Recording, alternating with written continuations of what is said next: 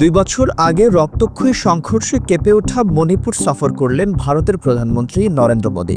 তবে সফরের কয়েক ঘন্টার মধ্যেই উত্তেজনা ছড়িয়ে পড়ে রাজ্য জুড়ে। ভারতের প্রধানমন্ত্রী নরেন্দ্র মোদী শনিবার প্রথমবারের মতো মণিপুর সফর করেছেন, যেখানে 2 বছর আগে সংঘর্ষে প্রাণ হারিয়েছিলেন অন্তত 250 শতাধিক মানুষ। তবে মোদীর সফরের কয়েক ঘন্টার মধ্যেই চূড়াচাঁদপুর ও আশপাশের এলাকায় বিক্ষোভ ছড়িয়ে পড়ে। বিক্ষোভকারীরা গো ব্যাক মোদি স্লোগান তোলেন।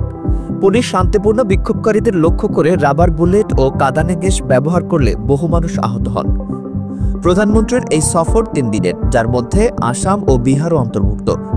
বিহারে প্রায় $8 বিলিয়ন বিনিয়োগ পরিকল্পনা ঘোষণা করা হয়েছে, যেখানে কৃষি, রেল সড়ক উন্নয়ন ও বিমানবন্দর সম্প্রসারণ প্রকল্প রয়েছে। উল্লেখ্য, মণিপুরের উত্তেজনা শুরু হয়েছিল 2023 সালের মে মাসে। মেইতেই ও কুকি জনগোষ্ঠীর মধ্যে সহিংস সংঘর্ষের মাধ্যমে। আজও হাজার হাজার মানুষ অস্থায়ী শিবিরে বসবাস করছেন। চূড়াচাঁদপুরে জনসভায় মোদী বলেন, মণিপুরের জীবন স্বাভাবিক করতে ভারত সরকার সর্বোচ্চ চেষ্টা করছে। আমি মণিপুরের জনগণের পাশে আছি।